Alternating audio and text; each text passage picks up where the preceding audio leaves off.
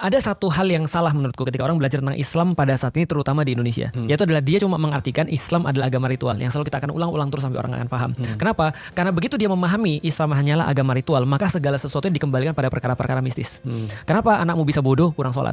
Kenapa anakmu jerawatnya banyak, kurang puasa?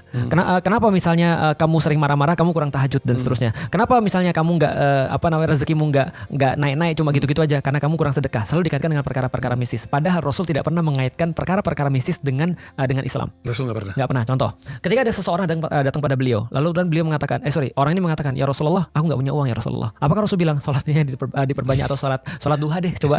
Enggak kan? Tapi Rasul katakan adalah apa? Kamu punya apa di rumahmu yang bisa dijual? Dia bilang, gua cari ya nanti ya. Setelah dia datang, dia bawa taplak. Taplak meja.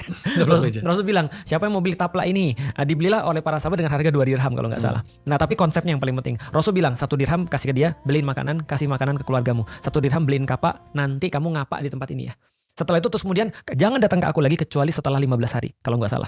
Jadi ada waktu evaluasinya juga ditentuin 15 hari. Jadi jangan terlalu cepat, jangan terlalu lama. 15 hari kemudian datang. 15 hari kemudian Mas, dia datang bawa dirham-dirham yang dia dapat daripada ngapak dan jual kayu. Terus kemudian kata Rasul, oke, ini bagi untuk keluargamu, ini kamu untuk usahain lagi dan segala macam. Rasul manage hidup dia sehingga dia bisa hidup dengan sebab akibat.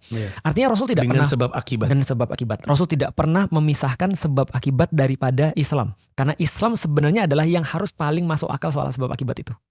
Yang harus. Contoh, ketika perang Badar, para sahabat mengusulkan sebuah ide. Rasul melihat ini lalu berkata, idenya begini aja. Rasul buat sebuah strategi perang. Coba bayangin Mas, ada Rasulullah mimpin rapat strategi perang. Berani nggak Mas ngomong? Enggak lah. Rasul usul dari Rasulullah. Nggak berani. Kenapa Mas nggak berani? Kalah kemampuan. Oke, sekarang aku mau nanya, kalau Rasul lagi kombut misalnya, Mas mau ngusulin gak? Ya Rasulullah, ini yang lucu tuh kayak gini. Harusnya gini jokesnya. Nah, para sahabat ada kemudian melihat strateginya Rasulullah. Ini kayak kok sebab akibatnya kayak gak masuk ya? Maka dia, ya Rasul usul, menurutku strateginya begini aja nih. Rasul bilang, oke, ini masuk akal, yang ini kita pakai. Artinya dalam bidang keahlian Rasul ngikutin orang yang lebih ahli dalam bidang itu. Artinya Rasul mengeluarkan hukum sebab akibat dalam perkara-perkara itu.